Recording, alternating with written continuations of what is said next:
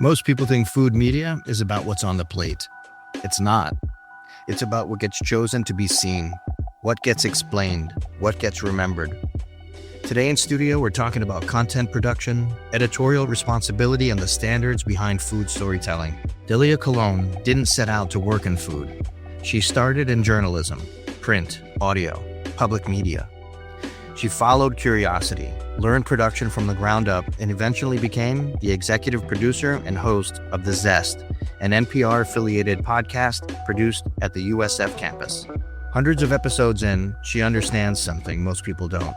Food coverage isn't just about trends, it's about trust. And there's story here. Chef Michael Collantes was a guest on the Zest in 2023. Today, he's in our kitchen, on our team, cooking as we flip the lens and bring that conversation into this room. Michael operates inside Michelin standards, systems that are measured, evaluated, and earned. So today's conversation sits between two disciplines: public media and professional kitchens, storytelling and execution, visibility and responsibility.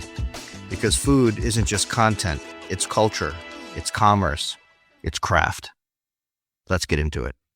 Oh my goodness. Mikey, my boy, Chef Michael Collantes in the house. We did cool stuff today. Caviar 2 weeks in a row. And we need a caviar brand partner. I'm just saying out there for people who, Well, no one's ever going to say no to bringing caviar to the studio. I was going to finish the rest of the can, but I didn't. I reserved myself, which is, bizarre when it comes to food, as I am gigantic at this point in my life. All right. So, Mike, what did we cook up today? We did seared scallops. Seared scallops with a celery root puree. Very classic truffle. We shaved a little truffle in there, some Parmesan, a lot of umami. And then we got a little curveball by our guest. She is vegetarian. So on the fly, we decided, let's cut the celery root, punch it out, and make it look exactly like a scallop. So I did the exact same dish, just vegetarian, with basically just confit it very, very slow in the frying oil, and then basted it just like a scallop with butter, and then a little bit of Parmesan rind in the butter to give it more of like a depth of flavor. What really gets me, whether it's on the media production side or on the restaurant side, there's curveballs everywhere. And there's always something that pops up. And we had to do some audibles today, that being one of them.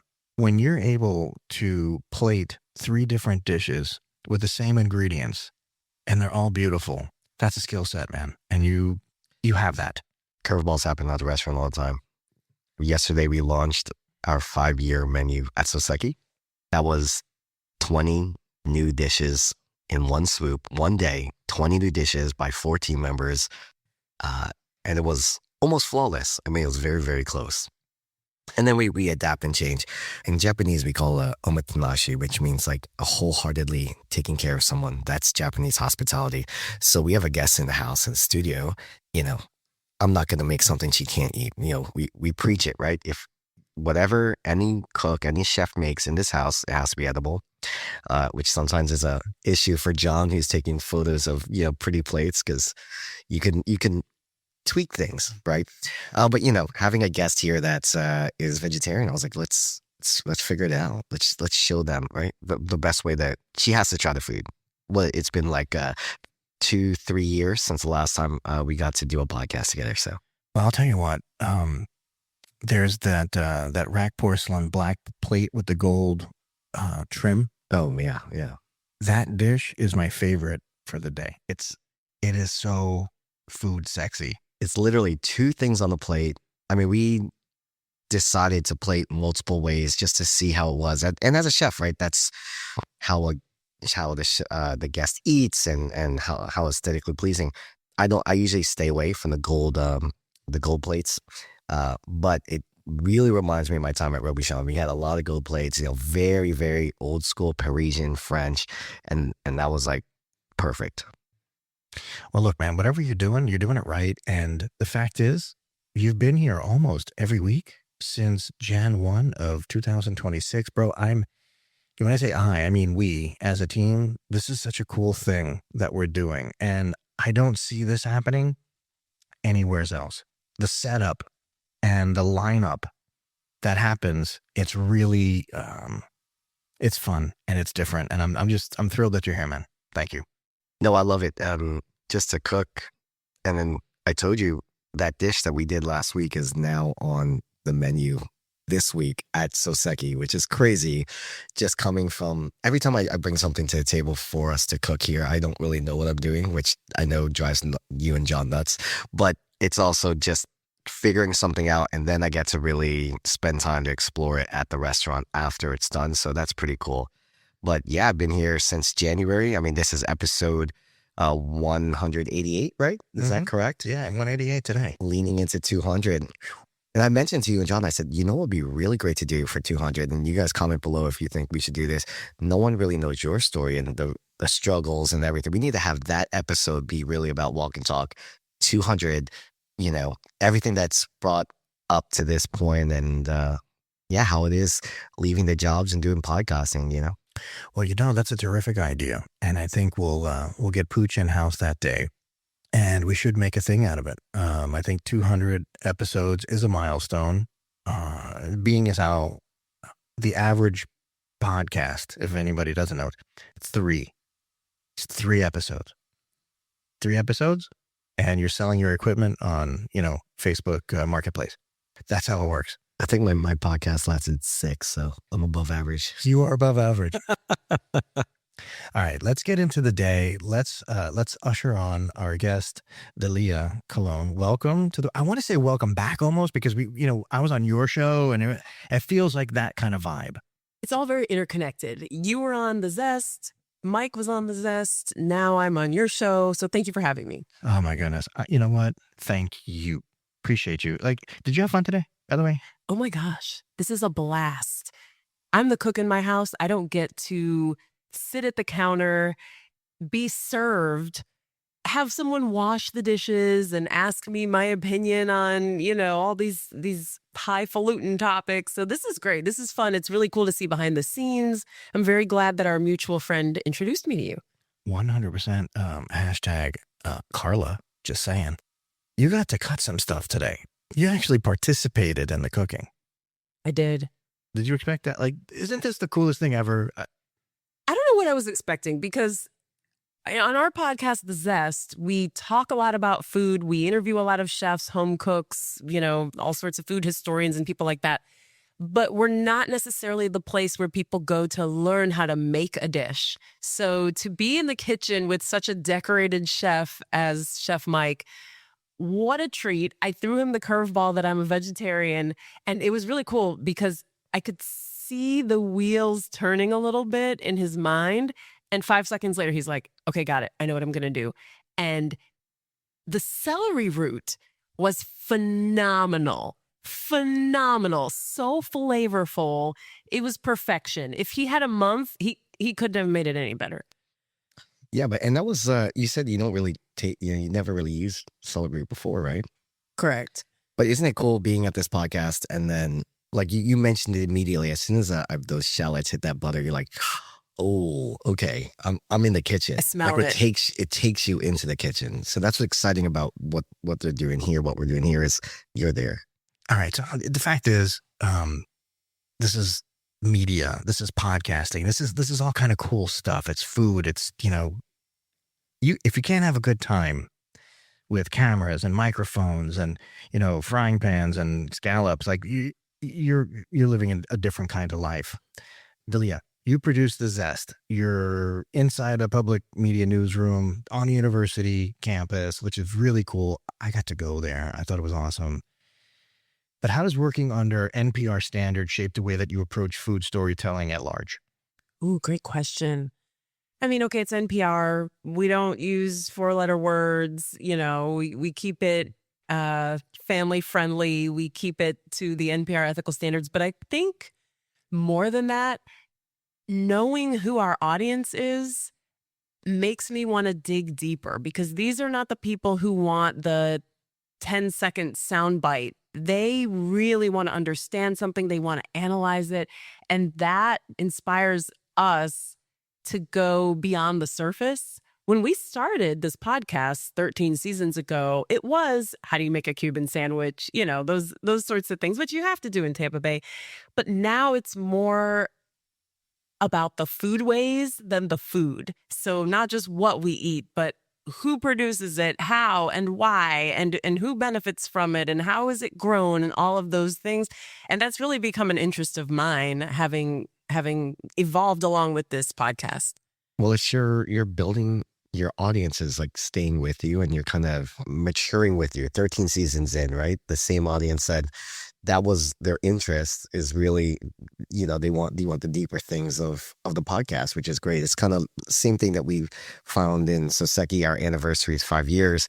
The guests that's been with us throughout this whole time, they could see that progression and like that storytelling. Yeah, sure. I feel like I grew up with this podcast because I have a journalism background, and I kind of feel like I came into food podcasting through the back door because I was invited to be the producer, and I was more behind the scenes, and then I became the executive producer and the host.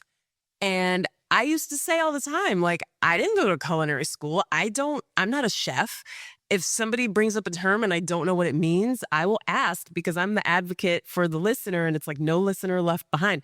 But now it's interesting because 13 seasons in, I know a little something. I've written a cookbook. I've been a judge for the James Beard Awards. I've worked on other food-related projects. And I'm still thinking about Dalia from 13 seasons ago because there's always a new listener who's going, what's that? I've never had celery root, and I never want to leave that person behind. Celery root is one of my most favorite things, like ever. A puree, oh my God, I can eat it. So I will take that over mashed potatoes anytime, and I can murder mashed potatoes. Okay, look at me. You see, I can put away the taters. Okay, social media is a funny thing. There's the algorithm of it, and we're all kind of living in the shadows of the algorithm. And my gosh, how do I plug into that? And what is it? It's the man behind the curtain, right? Public media isn't really driven by the algorithm the way that other commercial platforms are. How do editorial guardrails protect the integrity of what is done on public media? Meaning it doesn't plug into the algorithm. I mean, we pay attention to the metrics. We need listeners just like anybody else. We need social media followers to find us just like anybody else. But I think it causes us to pause. I'm not going to say we don't try to move fast, but we don't run after every shiny object the way some other media outlets might. And so I'm less concerned about, like, where's the cool new place to have brunch? And I'm more concerned about, Chef Mike's story. That's why I wanted to talk to him. Like, what's sort of a few layers deeper than maybe what you're getting from other media sources. When I think of public media, I just think it lives. It's its own engine. Everyone knows it's there. It's readily available, and you know what you're going to get. And that's what I mean. It isn't necessarily driven by, well, we got 4 comments in 15 minutes, and now the algorithm is going to kick the can down the road for us. It isn't really that. People pay attention. And it's a pretty interesting thing. When Carla connected us, I had heard of your podcast, but I didn't know it. When I did the deep dive, I was like, wow, this is pretty dang cool. Thank you. Yeah. Well, at the end of the day,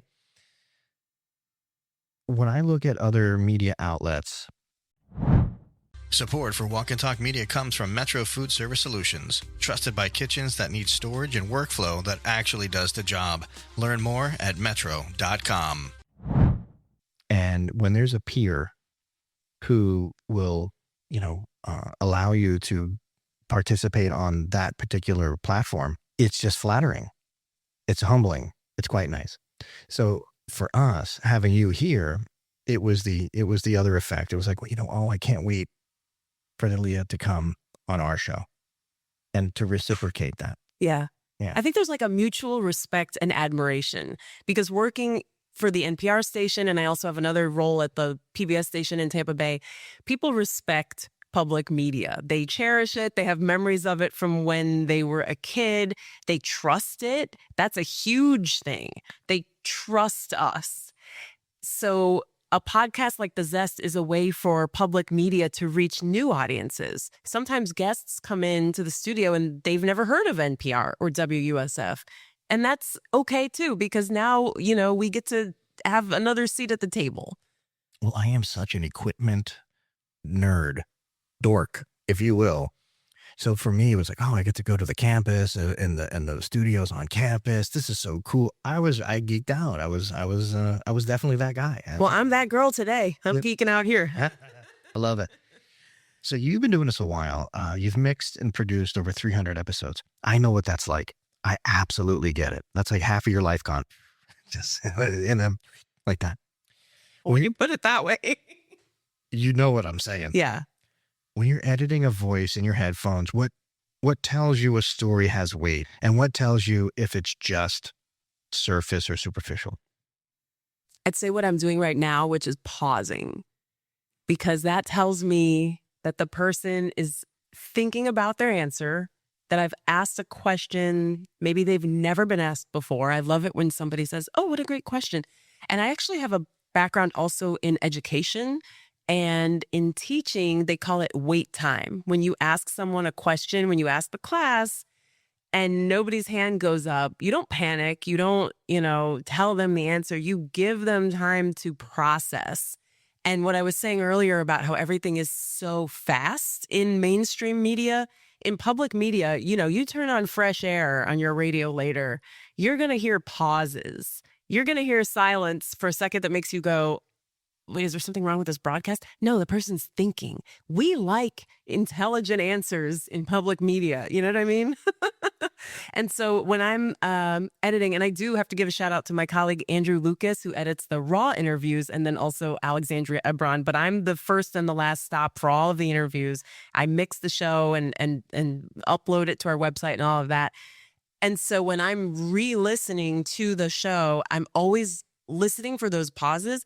When we're doing the initial interview, I'm listening for that moment that makes the hairs on my arm stand up, that little ding, ding, ding moment.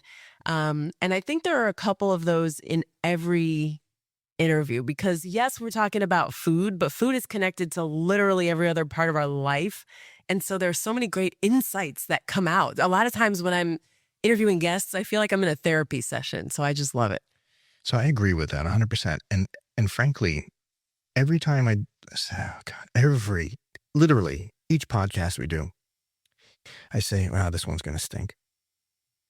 I do every time. It's just a thing. Don't ask me why. It's not because of the guest or anything. It's just, I always feel like, man, this is the day where everything falls apart. It's something I wrestle with. But when I actually get into the editing, and we start building it out and putting it together, cutting out the dead space, but not too much because you got to have it has to breathe. The sentences and the thought you have to give it time to formulate.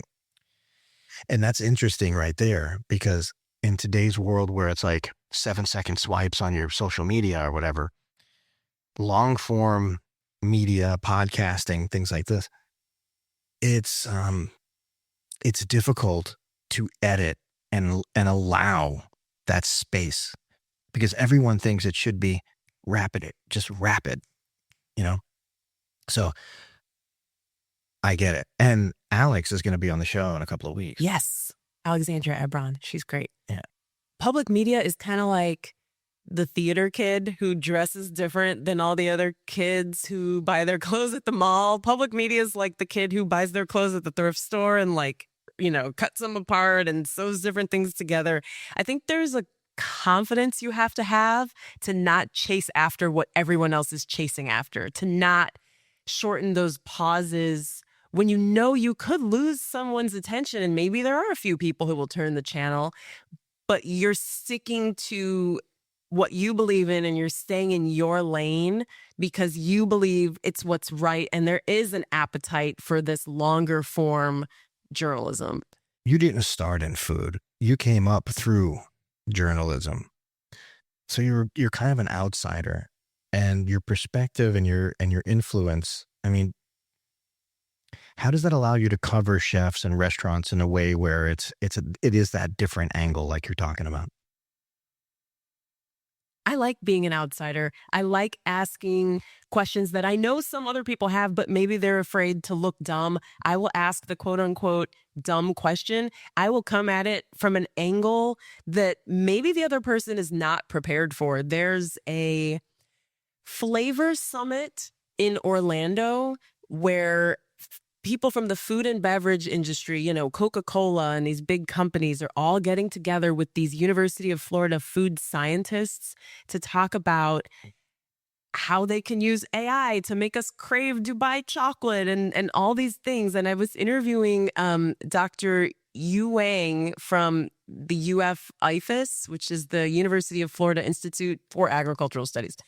I was interviewing her last week, and I could tell by her answers that she wasn't expecting me to ask some of the questions that I asked. I wasn't just going through the press release that I had been sent. I wasn't just asking like the sciencey questions, but I was asking questions like, how come everybody but my dad likes cilantro in my family? And like, why are my kids so picky? And, I've noticed that some people, when they get older, they start putting more salt on their food. I like cheese and corn, but I don't like Doritos. Why is that? And she was having a blast. I could tell. And she was saying, oh my gosh, you're asking such interesting questions. And that's because I never read the manual about what I'm supposed to ask, I guess. And so I love being an outsider. I ask questions that are maybe a couple degrees off from what the person was expecting. And a lot of the people who go on podcasts and other shows are very media savvy. They have canned answers. They could we were joking earlier about Mike's car, how it has like a self-driving feature. They can kind of put themselves on autopilot and just cruise through the interview. But you can't really do that with me because I'm asking you stuff that maybe you've never thought about before. When I was on the show and you asked me about how to make sushi at home easier, and I said just buy the rice from your favorite sushi restaurant. But that was it. I've done a lot of these interviews, especially when I was doing a lot of TV on Food Network and stuff like that, and it's a lot of the same. Oh, where'd you work? Who are you? What do you have? What are you excited about this season? It's a lot of the same questions, and you try to make it zesty, or you try to make it something interesting and out of the box, but it's just easier to just go in that can of answers that you normally do. So it's nice when you're getting thoughtfully asked questions that are a little bit out of the realm of what most interviewers. And yeah, who needs to have this? I'm a qualified person to interview people. I need to be called. I tell this to my team all the time. The very fact that you are not ready for the position you have is the reason why you're in your position. Oh, that's good. Well, I can tell you something.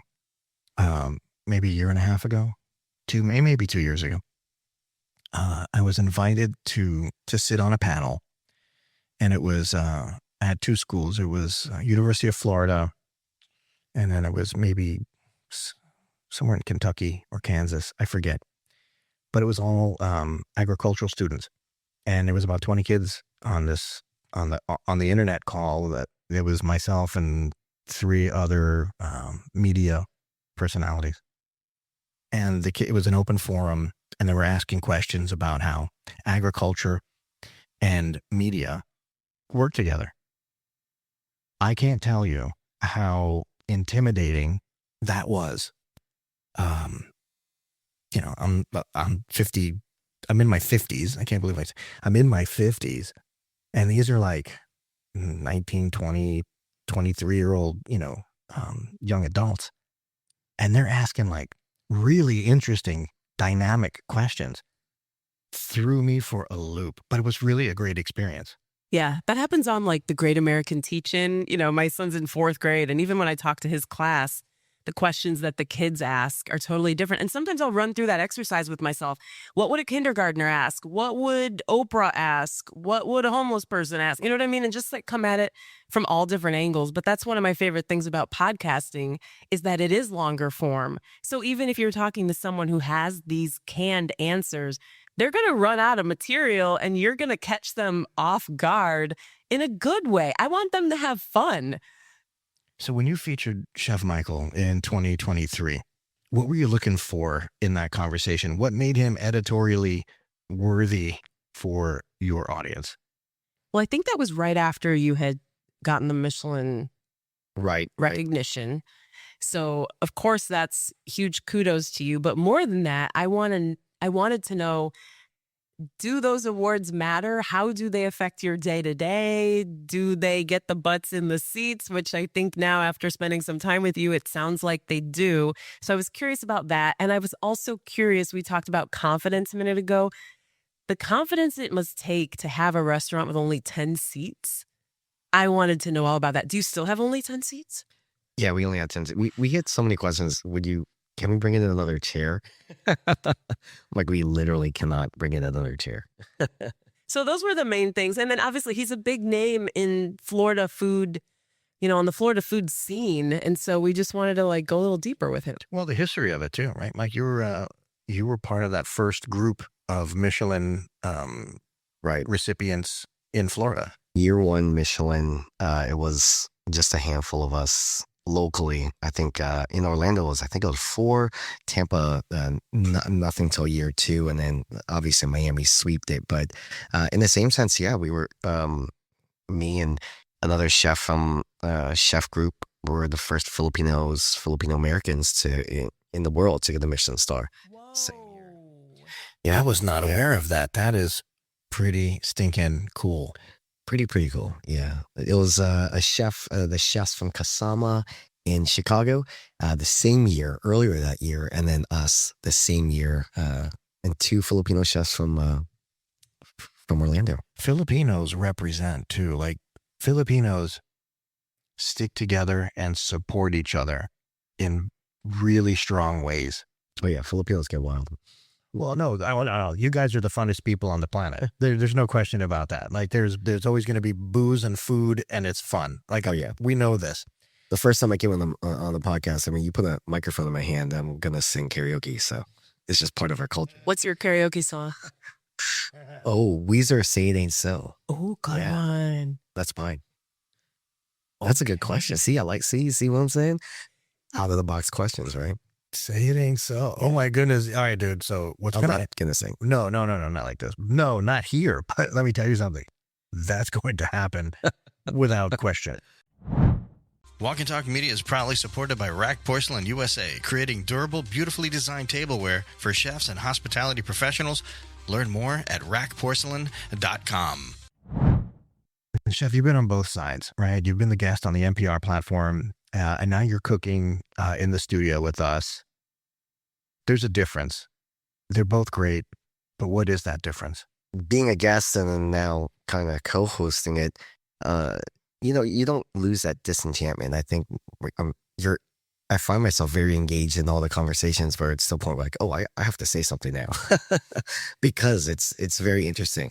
Comparatively, where everything as the guest is coming towards you, and sometimes, I mean, it does get a little too much, right? Where it's just about again, how many stories do I have in the tank before I have to like pull something out that so it's definitely different in that respect. But coming from doing the hosting now and seeing how the sausage is made, I think it's exciting, and you have a little bit more deeper appreciation of just what goes into it.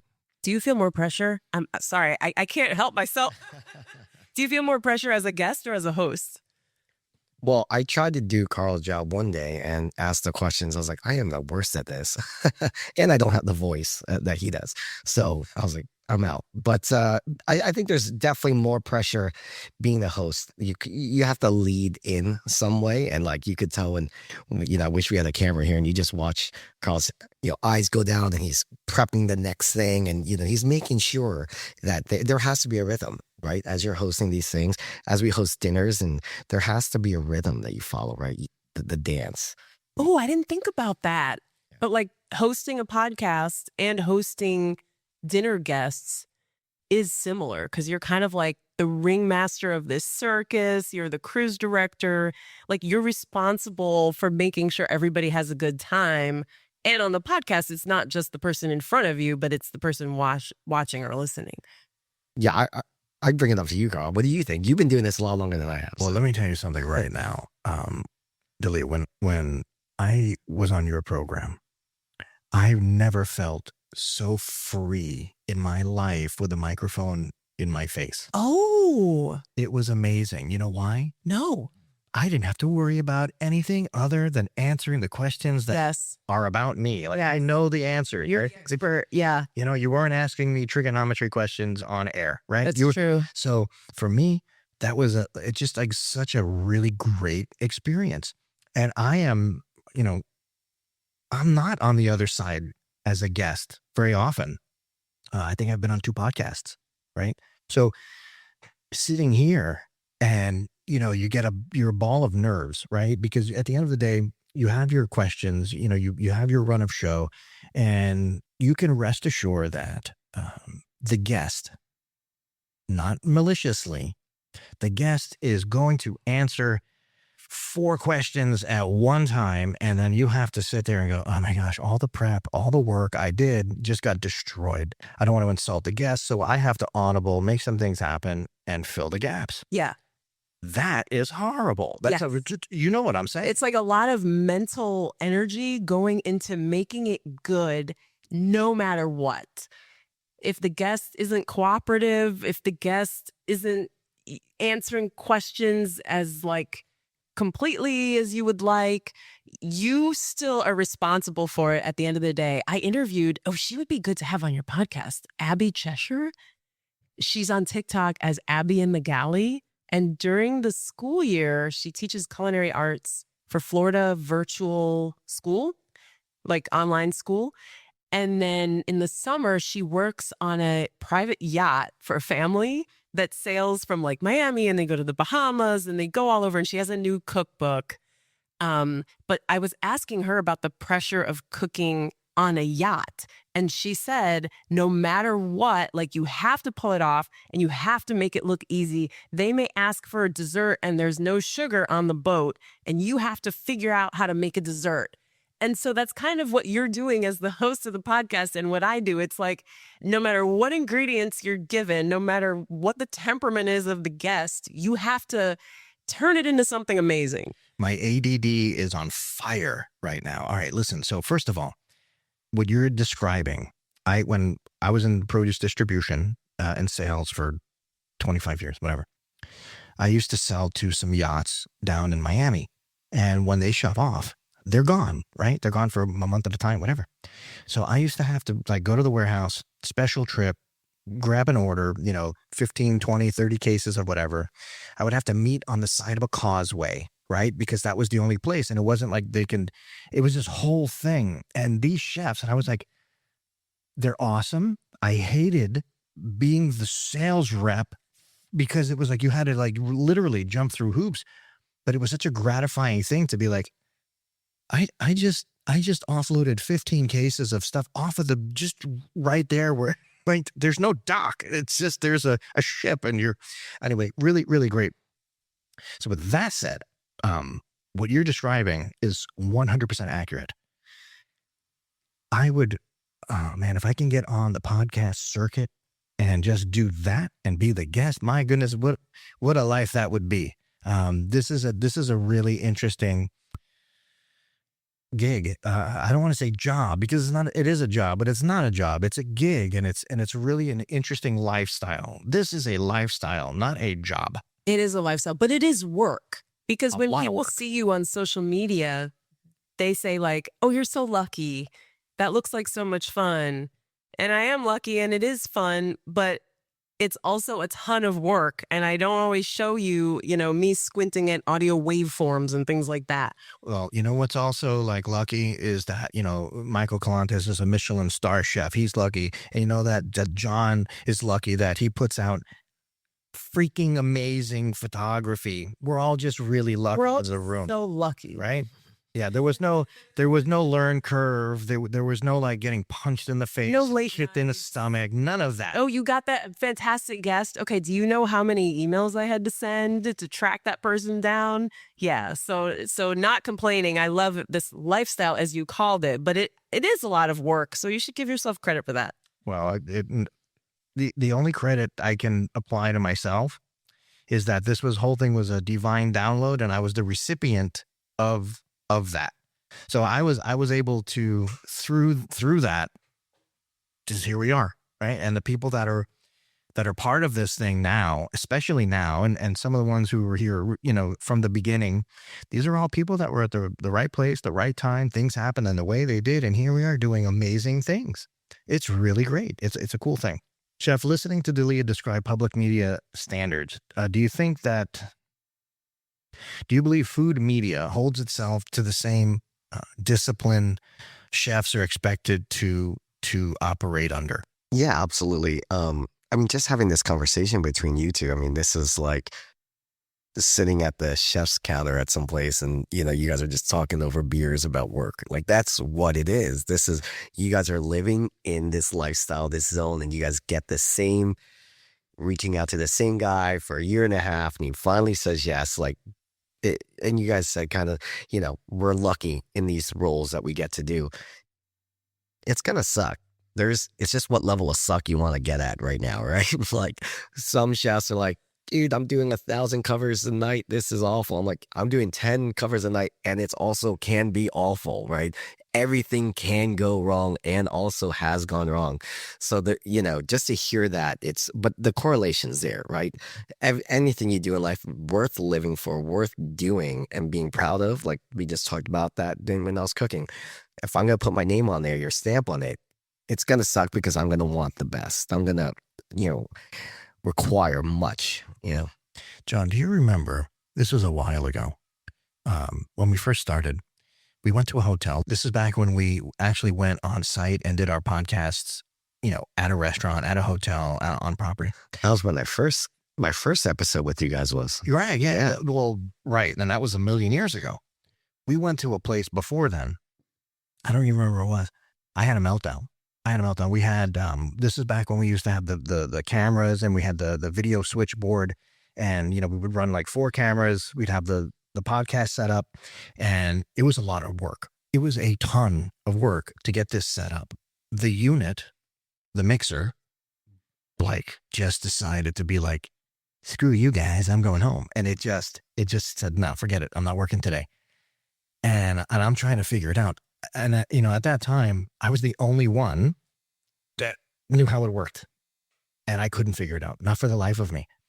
And I wanted to take the unit and just pitch it off of the balcony of the hotel. They're just right into the street and be like, later, guys, I'm out. I'm totally done with this. And I had to get up. I had to excuse myself. And I'm not like that. I have a pretty good tolerance for these sort of situations. I had to excuse myself because I was getting snappy with everybody. You remember this? Huh? 4 out of 5 hospitality professionals have faced at least one mental health challenge during their career. Stress, burnout, anxiety. These are everyday realities in kitchens, dining rooms, and bars across North America.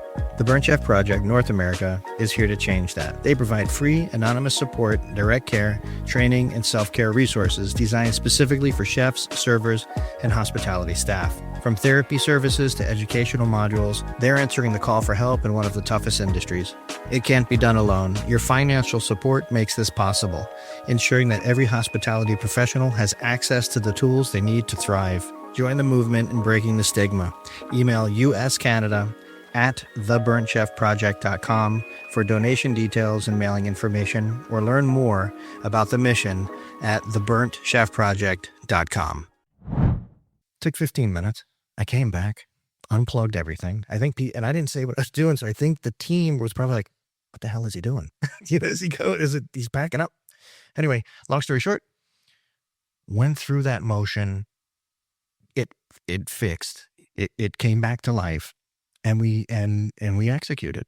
That was, I don't forget that day. That day is ingrained in me because I never want to lose my temper or composure, more importantly, composure, ever again.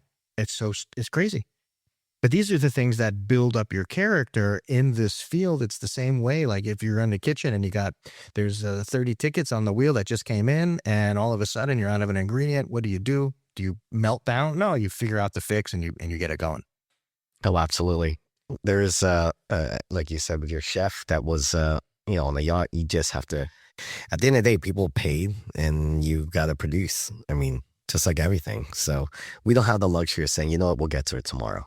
I don't think you could do that in kitchens. I don't think you could do it in podcasting. I mean, as you said, Dalia, you're going to be interviewing Alton Brown tomorrow. Mm-hmm.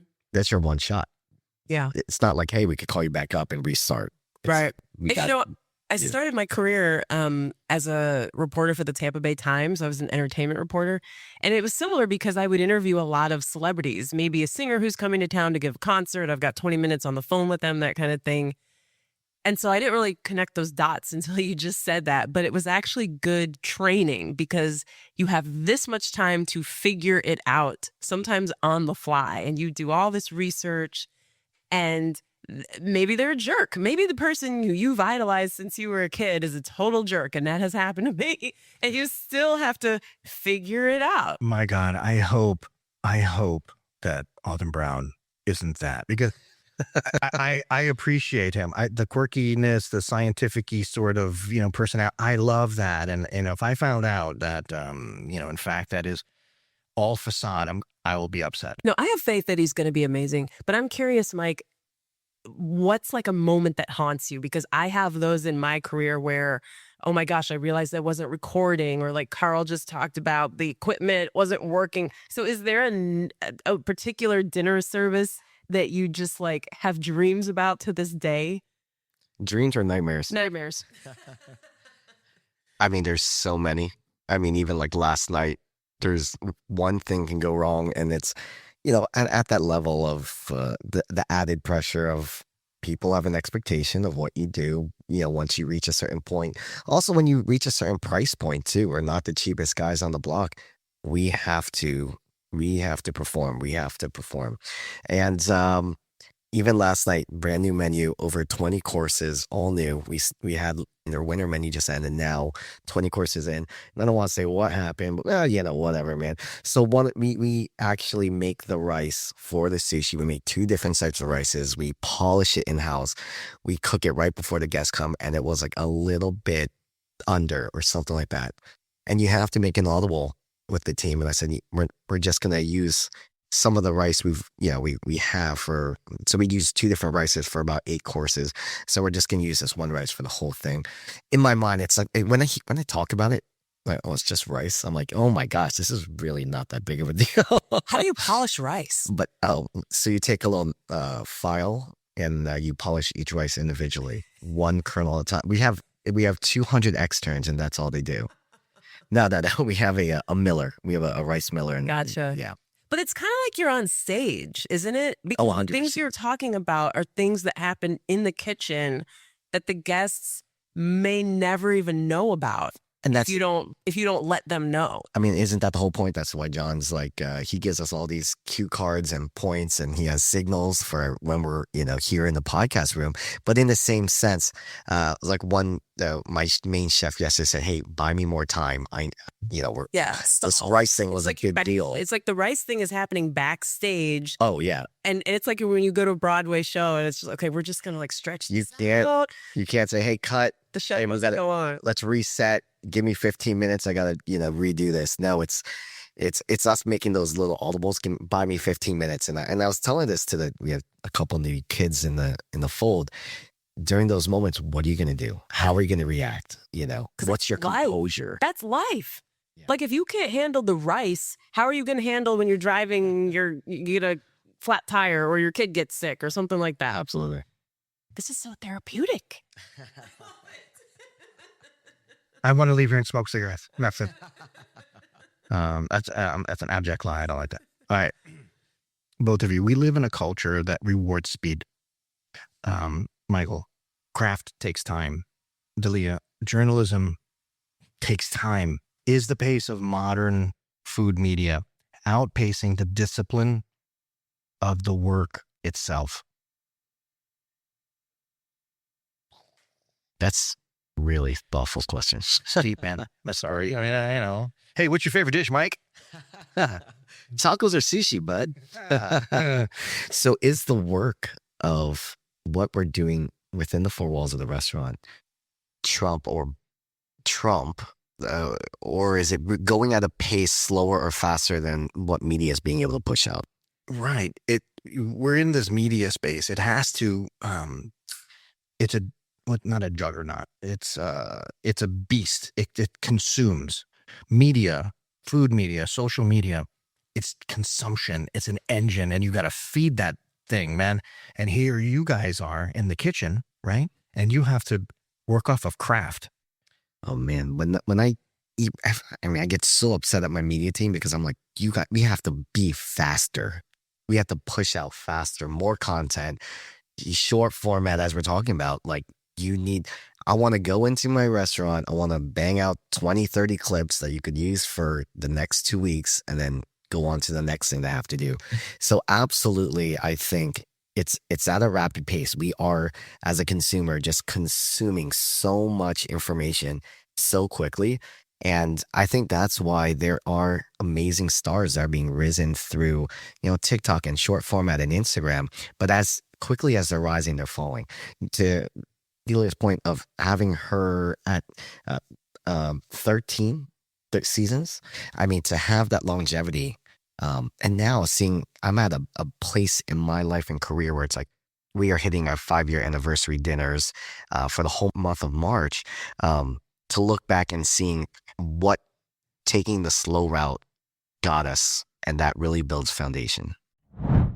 This session of Walk and Talk Media is made possible by Citrus America, delivering fresh Florida citrus and juice solutions to food service professionals nationwide.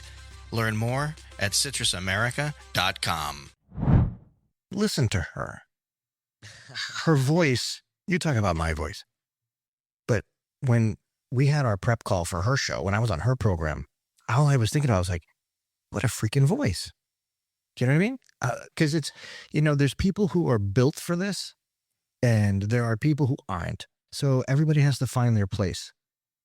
13 seasons, there's a reason for it. Obviously, she's quick on the draw. She's fast, and mentally she picks up.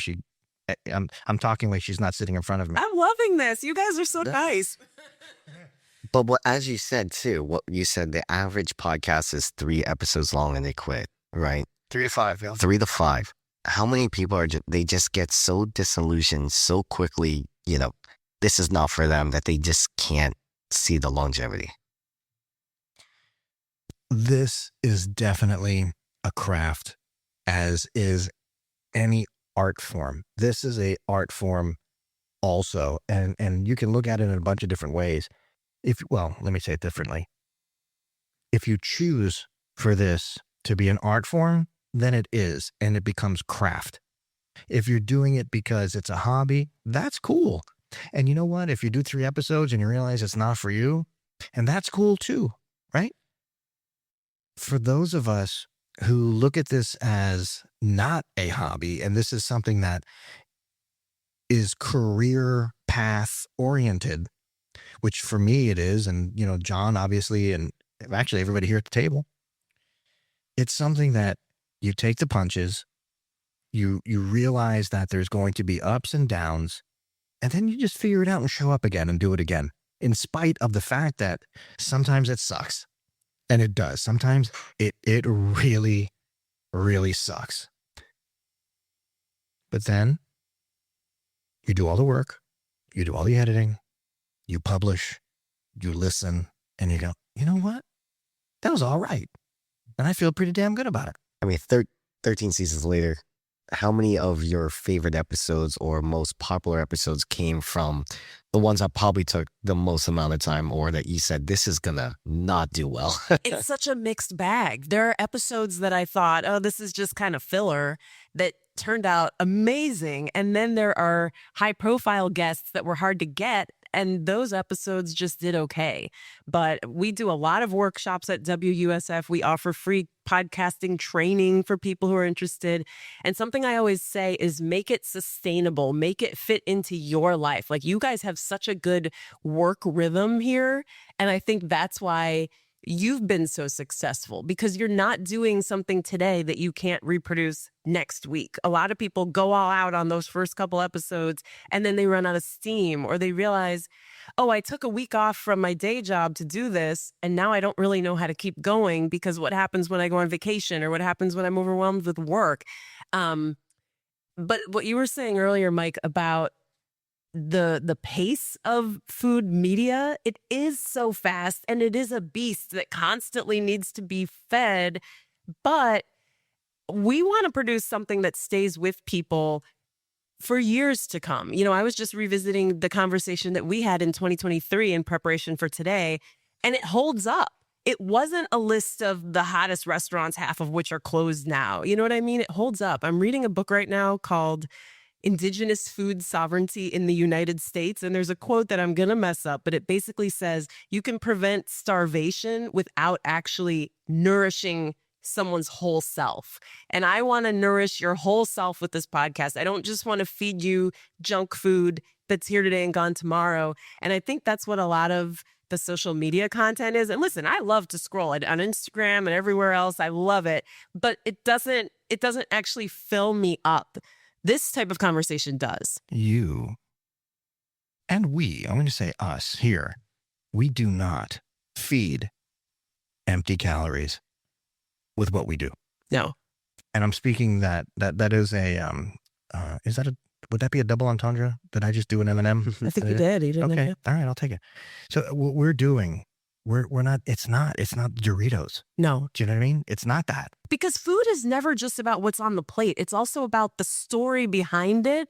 And so to sit at the counter here and watch Chef Mike create a vegetarian dish that he wasn't expecting to have to make, I wanted to lick the plate. I've been done with it for over an hour and I'm still thinking about it, and I'll probably dream about it tonight. That's the type of content that I want to produce.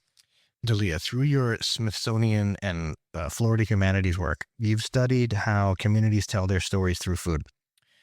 Are we documenting Florida's food culture with enough depth, or is this something that we're just simplifying it? I think we're starting to document it with more depth. But if you ask people in and outside of Florida, what is Florida food? I think you're still going to get like grouper sandwiches, key lime pie, and those are all great, but there's so much more. So I've been really interested particularly in indigenous foodways lately, and the intersection of like indigenous, West African, and European, because we don't think about how in the St. Augustine area and Fort Mose in particular, that was the birthplace of what we think of as fusion cuisine, because that was the first place where all of these different cultures were coming together and sharing their foodways. And that's a very deep history that we should be proud of. And I think we should be, shouting it from the rooftops. And so what the Smithsonian has done is partnered with Florida Humanities, formerly Florida Humanities Council, and I was invited to be the lead scholar, which sounds very fancy. But we're working with these communities to showcase the story of the community through food, because what better vehicle than food to tell your personal story, the story of your community, the story of our country? It seems to me every time we get on a phone call, or every single time, there's always something new about you that is like really cool. Oh yeah, I was a judge at the game doing thing. Take a step back here, okay? All right, back up. All right. No, but seriously, you do really cool stuff, and you are, and you're very down to earth, and I feel like, peer to peer, if I will. Damn, you're good. Oh, thank you. You're pretty good yourself. I'm from Cleveland, so we try to keep it low key. Cleveland rocks. Cleveland rocks. Okay. Do you know the hardest thing about podcasting was for me? Not dropping, the 4-letter words, like having to reel that in. Not that. Believe it or not. Learning how to pause and let the person speak through their idea. That's wait time, like we were talking about earlier, because there's always more. And I don't know if you find this, but the second you stop recording, especially if somebody was nervous, suddenly they're just free as a bird and they say all this great stuff that the camera didn't catch. Happens every time. Did you notice when we were filming earlier? Support for Walk and Talk Media comes from Crab Island Seafood Dip, creating chef-driven crab dips made with real seafood and bold flavor. Learn more at crabislandseafooddip.com. The one main camera is always on. Yeah. It's running. ABR, always be recording. Always be recording, man, and make sure that the cover is not on there. Yeah. Oh, good. And the memory card. Memory card. Oh, I've got horror stories about that. Right. Mike, you mentioned a dance earlier between food and media. So you have food service and you have food media. As they mature responsibly over the next decade together, what needs to change today in order for that to happen? What has to change today from food media and how stories are being told? Think back. Right. Think back to the first iPhones, and people are snapping pictures and they have all the filters, on the thing. And now all of a sudden everybody's a photographer. And then all of a sudden it's like, hey, look at me on a toilet bowl. Hey, look at me over here. Look at me over there. Selfie, selfie, selfie. That's super immature in the realm of social media or media in general. Because now everybody's a journalist. Now everybody's a photographer. Now everybody's like this, I can create my own content. Well, as it turns out, y'all suck. And there is a learning curve to become good or to execute properly. With food, that blend of, hey, I have a cell phone that I can do a lot of stuff with, and I go to this restaurant and wow, this is really amazing food. I don't know if they're both maturing at the same time.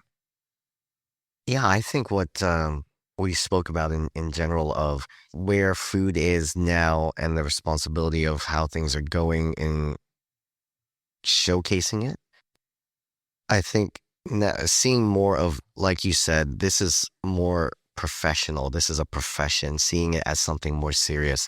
Yes, the easy to digest content, quick and fast, does do the job per se for the day to day. But I remember the first time I watched Chef's Table, and I think everyone had this idea when you saw Chef's Table for the first time and that beautiful music came on and the shots and the B-roll and the slow-mo and the effort was so high, the production level was so high, you could just tell it was, I'm going to showcase this at the same level as what these chefs are putting on the plate. And it matched. And I think that I hope is going to be the direction we go in, that we see a little bit more of that finesse to tell the story better. And I think that's when we started doing Walk and Talk and I came on board, that was always the intent to, it wasn't easy, digestible, quick, run and gun stuff. It was going to be, the amount of time to film one dish drives me absolutely nuts, Carl. As a chef who just likes to just bang out 100 dishes at one time. And then you see the product and then you see John's photography and you're just, the whole production and setup. I hope that more of the audience really appreciates it, because I remember those moments. I remember the first time I saw the Alinea cookbook and I said, I will work there. I have to meet that chef. I have to see what this is all about. When El Bulli in the early 2000s had that beautiful catalog every single year of every single dish they made, it sends chills, It changed gastronomy. It really did. So that's the hope. I think it comes down to trust. What you're doing at your restaurant on a daily basis is rooted in trust. People sit down, they don't know what they're going to get, but they trust you. I didn't totally understand how this process was going to work today, but I trust Carl and I trust the whole team. And I think it goes back to what we were saying earlier about how people have a trust for public media and they're more skeptical of, this influencer that maybe they've never seen before? Is this an Amazon affiliate link? Are you making money off of this? It's like, no, I'm doing this because I'm curious and I know you are too. And I want you to come along with me and meet these interesting people who live in our community. And so I think that if we lose trust, then we don't have anything. All right, so that was really awesome. I didn't know you were going to stop so quick. Oh, sorry. I don't. Because I was going to, I would. What else? No. I'm going to pick up and then you jump in there. Do you want me to restate something? Okay. No. Oh, that was good. That was awesome. Sorry, your answer was so good that I was like, I don't have anything to add. About. I was actually wrapped up in what you were saying. I was supposed to give him the and I didn't. That's my problem every time I have Conversation. When you lose track of time, I'm like this the whole time. I love a podcast where you sort of forget that anyone's listening. And it's like, we're just hanging out, having a good time. Absolutely. Now the pressure's on me. See, now I have to like. You're the chef on the yacht with no sugar. Land the plane, baby. Land that plane. All right. So days like this simply make me happy. Okay, because there's professionals in the room, but not stuffy professionals. We all have the people that we run into that they suck up the atmosphere within a space. Nobody here does that, and I think today was executed perfectly. Dalia, I love what you're doing. I want to have you back on again. Soon. And I mean that sincerely, because I think there's a bunch more to unpack. You, Chef Michael, obviously, you're part of the furniture now, and that's okay. You and John are like the couch and the sofa, I guess. I don't know. I'm kidding, John. I guess he has that. All right, listen. You guys are awesome. Really great day today. Dalia, how do we find you? I'm on social media at Dalia Cologne, and you can follow the podcast at The Zest Podcast. Mike. Chef Mike Collantes on Instagram, MikeCollantes.com. We'll be up in New York for the New York City Restaurant Food Show, and I'll be opening Sushi St. New York this week. Yeah, it's all happening all at once. We're going to have a blast in New York. It's going to be terrific. Listen, gang, I have to tell you, John, love you, baby. We are out.